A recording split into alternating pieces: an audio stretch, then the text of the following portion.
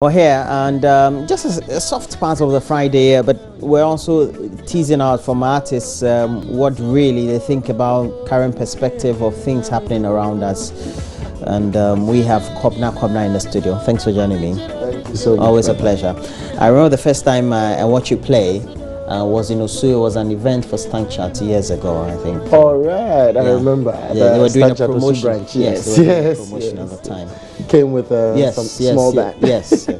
And I think you were, starting or setting off at the time. I mean, of course, you'd been playing music, but you had become just prominent at the time. Right. It was a good time. Since then, you've grown leaps and bounds. What have you been up to lately? I've been up to a lot, recording a new album. I should say a new album is done. Working on the promo materials to start promotion, So that's what we've been up to, and going about our business, doing concerts here. Yeah. Yes. Your business is a very difficult one, especially in our part of the world. Exactly, it is. It is very difficult in our part of the world where structures are not so well built, and and you need to do things from your own corner and all of that. But all in all, hey, we're still here. Yeah. All right. What if you go on YouTube, you get to find that prominently the Nigerians seem to be having a lot more of the market share than us. Is it because of the population, or what sets them apart? The Nigerians have a lot of advantage, I should say, if I could use that word. Advantage in the sense that, one, they are the most populous in Africa. Two, they have the biggest businessmen in Africa who are ready to invest their money in the industry. Three, they have a common language which actually cuts across. When I say a common language, I mean when you English. go to Nigeria, Pidgin. The pidgin. Not English, the pidgin. When you go to Nigeria... Yeah, well, the pidgin is English in some ways. Yeah, it is English, but then they have been able to modify it in their own way. And it's become a lingua franca. Exactly. It's kind of the connecting language. Exactly. You go to their markets and you find market women, 60-year-old, 70-year-old women relating to the language. You understand what I'm saying? But so it makes it easy, you say? Makes it easy for them. It actually makes it easy for them to be able to carry their message to their people easily. I'll give you an example. In the days of when they began with Style Plus and the rest, you realize that they were trying to do the R&B, the Asha thing, and it wasn't flying. So until they came in with their own local Afropop. It's not even about the rhythm. It's about the message and how it goes down to the people. You understand? And guess what? Pidgin is, like you said, English, so it will cut across. But here we are in Ghana. We are not so populous, a little under 30 million people, and we don't really have a common language which is actually circulated. I'd say predominantly it's Akan. So you realize that to get to the masses of Ghanaians, you need to communicate in Akan. You want to. I'm being fair. If you want to. Oh, no, well, that's true. Exactly. Almost. We're talking about the majority of Ghanaians understand the Akan language other than any other language in the country. You understand? So you put all these things together and you realize that, yes, they have their advantages, but hey, you brighten the corner where you are. God knows why He placed us here. So that shouldn't be a limitation. For me, it's not a limitation. We still do what we have to do. How do you get your music internationally then? Because, for example, you go to East Africa, they have Swahili. Yeah. And it transcends and cuts across right through Kenya and some of the places. Through right down to South Africa. Yeah, South Africa, yeah. So the kind of, right from all Zimbabwe, it's Zimbabwe, Lesotho, yeah, so they kind of have exactly. a common language. A common language. Yeah. And you say it's critical for showbiz. Yes, it's very critical for showbiz, if I should say. Highly, highly critical. You understand? If there is that common language which actually can get your message across, and you realize that if you want to tell a story, you will be able to tell that story perfectly if you are telling the story in a language you can relate easily. You can easily get like jargons which are familiar with you other than choosing a language which you learnt. You understand what I'm saying? Yes, I get your point.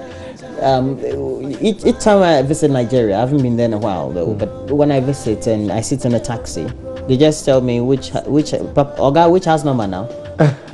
You know, kind of very much related. They may not speak the kind of English that you and I will be speaking, but they kind of relate to the language. Exactly. They have something. I mean, like you said, taxi drivers, market women. Because the first people you meet out of the airport is Mutana is a taxi driver. What they happen now? That will be the first thing. But you get to Ghana and you get to the airport. And the person doesn't speak English. Open taxi. Oh, me or taxi wa. And the person may not necessarily relate. Exactly. So you realize that that's what we have in Ghana.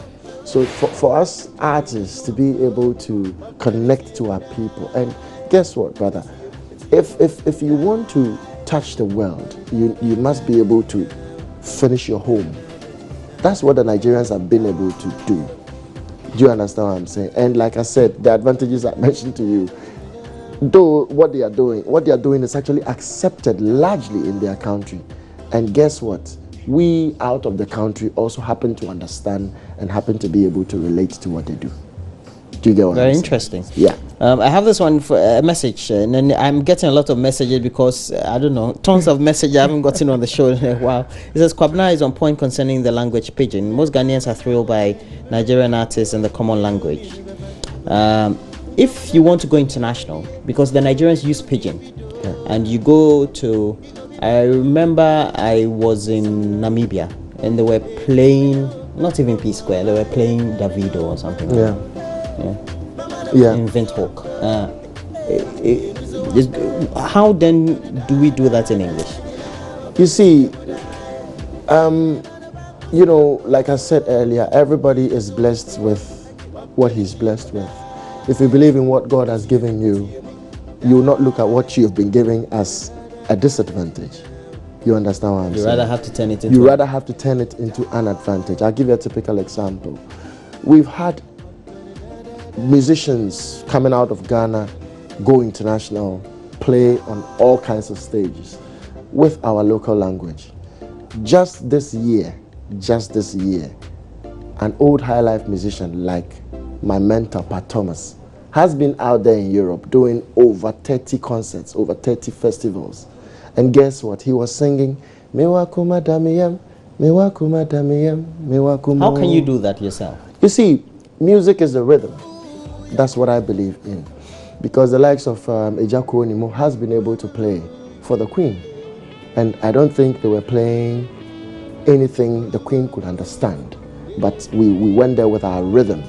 So it's all about packaging, and it's all about how we as a people will embrace what we have.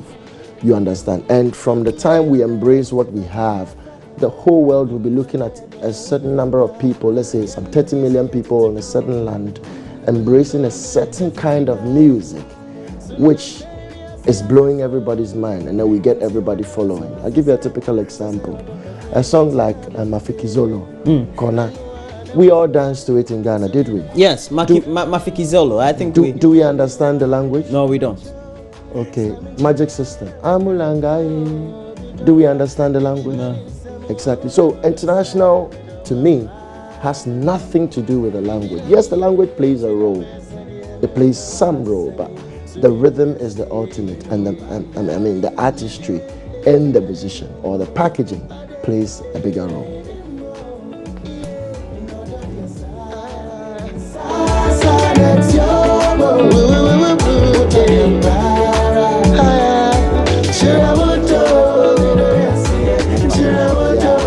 Good day, America.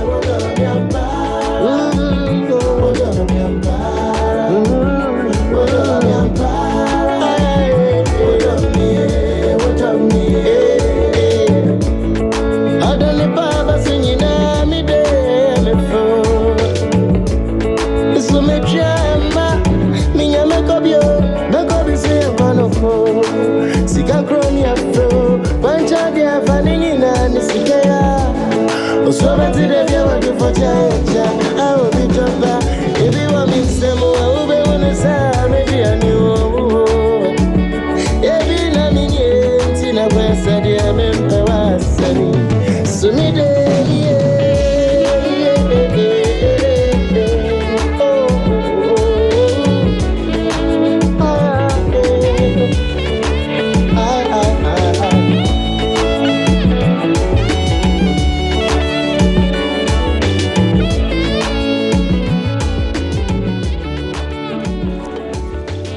And this music was Chewodo. Chawodo. This is Chewodo. Is it from the last album? Yes, from the last album. Yeah. Are you doing new music? Or I know Yes. musicians always do new stuff, but I mean for commercial. Yes. I'm doing something new. Of course, I mean, I should say I'm done. Okay, you are. Yes, we're done with a new album and about to be released. Yes, we've released a couple of singles off the album. I think last December, I was forced to release something. Which did you release? I released Yemuda. Okay, that was from the next one. Exactly. Okay, yeah. It's on the new. I love that. Yeah. I thought it was from the previous. No. It's on the new album. Okay. You know, I was thinking, okay, Why not put? It's been to let me just just put put one of the singles off the album and see what the fans think. And Yeah. guess what? Everybody falls. Yes, yeah, we all did. We all do actually. I have the music, even though I think pirated. Oh, okay. We'll talk about piracy, and so that's some of the problem. But how then because I work in the industry, I would want to, let's say, go and download your music instead of just go on YouTube or something like that or something and download. If I watch, how do you get revenue out of what you do? Because it's your life. Man. Exactly. It is quite a challenge when it comes to revenue and getting what is due you. Yes. Yeah. Especially in Ghana.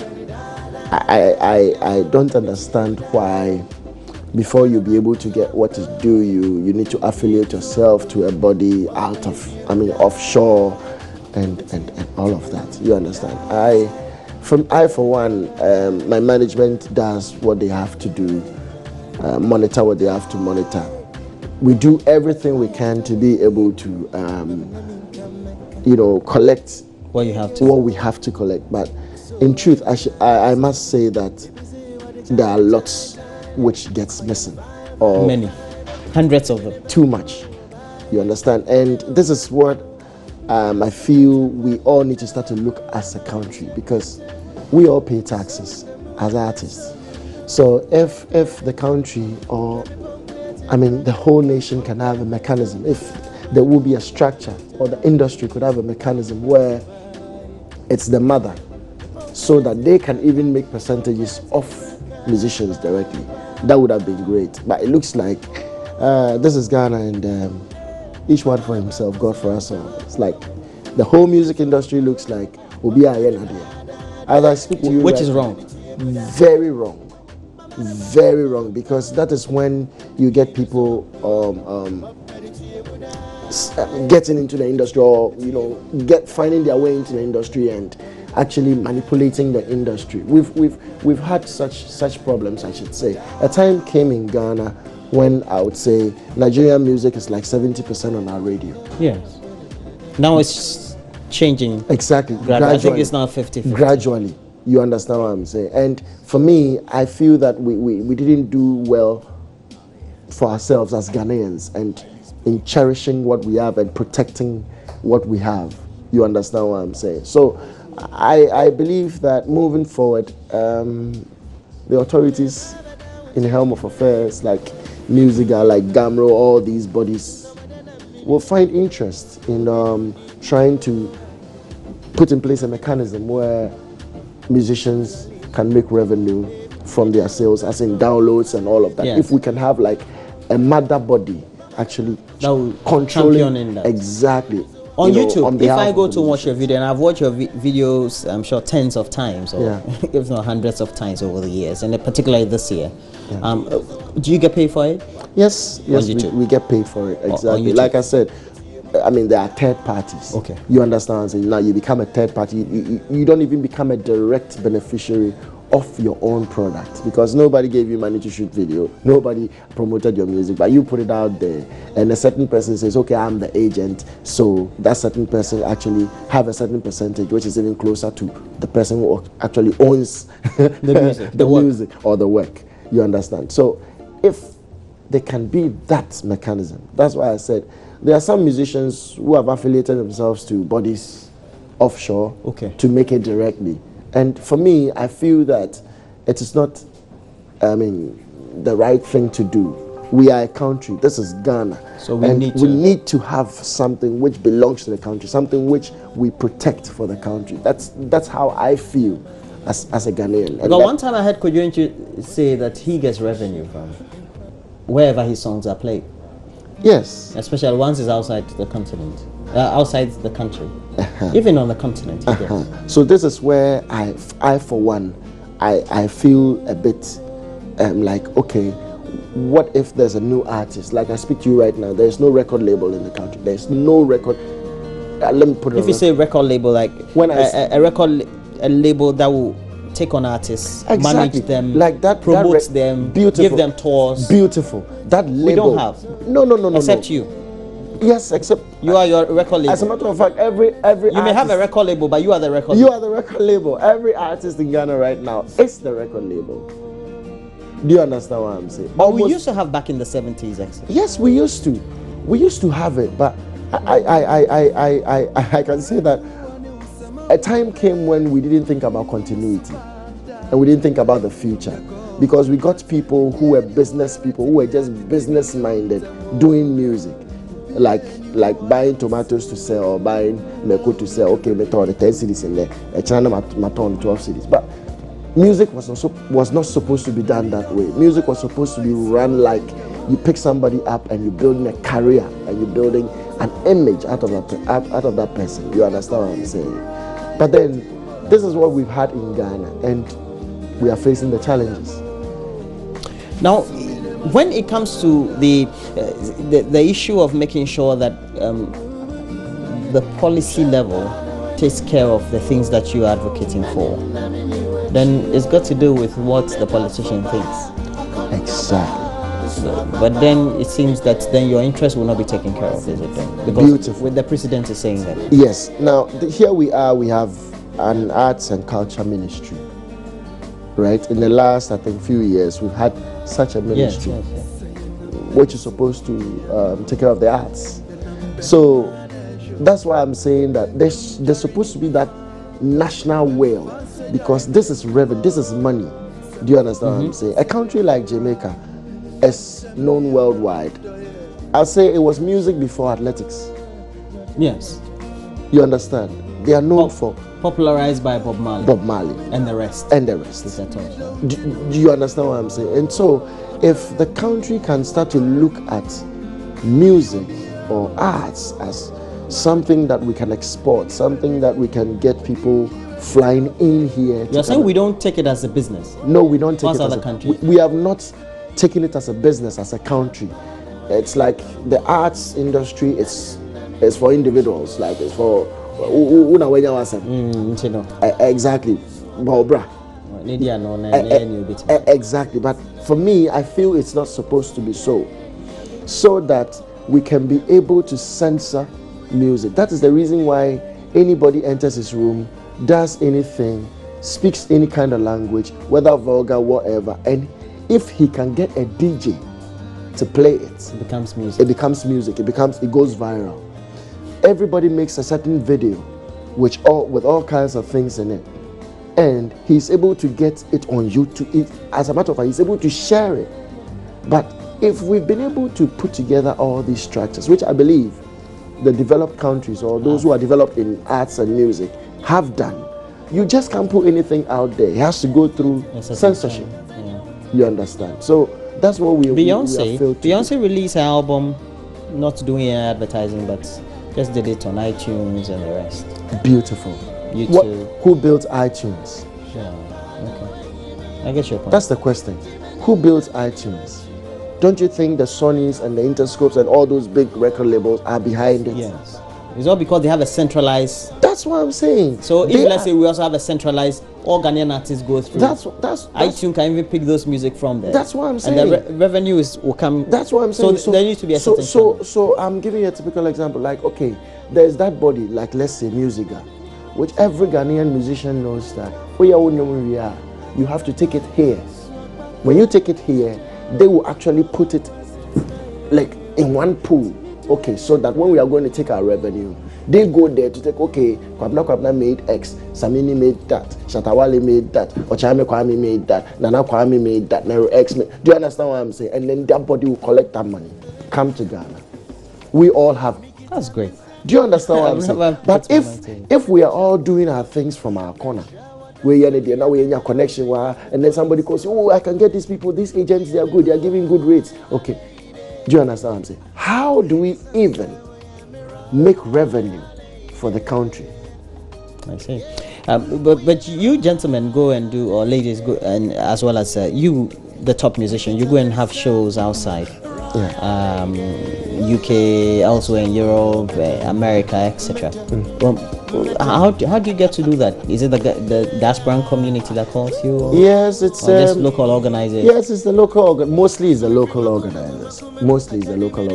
But yes, I for one, like I said, depending on your team, yes, and where they can actually put your performances and what you've done out there, you get these festivals, these international festivals out there. I for one, that's what we are working on this time around. As I'm working on a project with Kwame Aboa, and we're praying and we're hopeful that we're taking High Life. Exactly, very optimistic. You want to take High Life to the next? As a matter of fact, High Life is there already. Yes, I didn't take it. Okay. I didn't take it. My predecessors did. They did. So we just need to make sure we consolidate it. That's what I'm saying. And rejuvenate. The A.B. Crensels, the Pat Thomases, the Kudrintris, the Amachi the days have put it there already.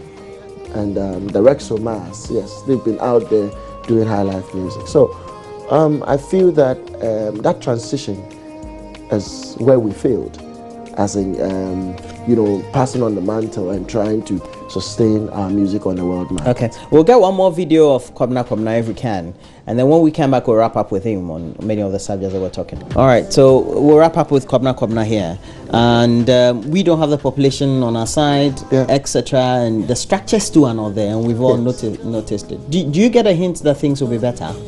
Things will be better because it has been like this for years, and we've been surviving. Like, I'm a survivor of it. Yeah, it's not like the music is doing bad. Do you understand? It could do better, way better. Yeah. It's because we're comparing ourselves to the best. Exactly, because if you look at what we've been able to achieve out of the little we've explored, then you realize that if we can do our things well as Ghanaians, we shouldn't be looking at the Nigerians and be envious of their population and how things are done out there. Like you said earlier, under 30 million people in Ghana, if you can get 5 million of them, even 1 million of them purchasing your product regularly, you are fine. We can build upon something. That's why I said that if we'll be able to structure ourselves as an industry and focus on how we can get our product to our people and get the marketing structure right. Like right now, if you want Ghanaian music, Ghanaian CD, where will you go? Even right now, do we buy CDs unless you take it round it? People buy CDs. Yes, but it's but still people buy CDs. Yeah. Hello, if you go to the States, do you think you won't find a CD shop? Yes, you will. So what are we saying?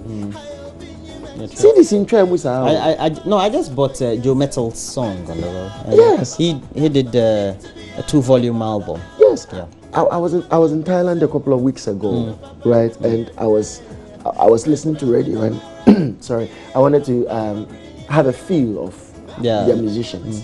And guess what? I listened to one or two. I picked up like one or two identities, and I went to the shop. I said, okay, and there were CDs. There was a CD shop. Do you understand what I'm saying? So in Ghana, I'm asking, where? Okay, we'll be about Ghana, we'll see Kotoka. Oh, I want Ghanaian music. So more. Do you understand what I'm saying? So that's why I'm saying that there has to be that one body which is responsible for art in Ghana. What's the title of your new album? Ashesi. Yeah. It's going to be composed of how many tracks? Ashesi has 8 tracks on the album. Pure high life music. And the way you're talking is as if it's going to be launched very soon. Yes, very, very, very soon. Very soon. We're in just in October, so November there'll be December. Exactly. So we need to make sure we keep the momentum forward. Exactly. We surely will drop something for the fans to enjoy for Christmas, by all means. Okay. By all means. And we finally outdoor the album. We've released 2 singles of the album, and Yes, but yes, we're working on the videos, working on, like I said, lots of promo materials to actually get it up and running. Okay, all the best, my good friend. Thank you, brother. Thank you so much. All right, so that'll be it. Our discussions with Kwabena Kwabena. Many of you have been sending us a lot more of your messages, and this one is from Sister Good Morning Joy News. Today is the 1-year anniversary of the Brain and Rasium Foundation. And you did a performance. I like the performance you did with the Winneba Youth Choir on the track. I saw during one of GMA's Tell Him. Wow, that was way back, like 2006. That was a long time ago. That was a long time ago. Yeah, and, Abdul Basit Zongo, Pioneer Kumasi, says good morning to you as well. Thank you so much. And for all of you who've given us a lot more of those messages, we say thank you very much. We have to take a break when we come back. But guess what? What's happening tomorrow is we're playing at the +233 pub tomorrow. Okay. Myself and Kwame Aboa with the Onyabe band. So if you want somewhere to wind down, listen to some good highlights. +233 pub. You know, that's the musician's home. So you better catch me there tomorrow night. All right. It's going to be nice. Thank you. Yeah. And that way, we're taking a break. When we come back, we'll speak to all students of Infantipim, and then we'll do a lot more before we wrap up the show.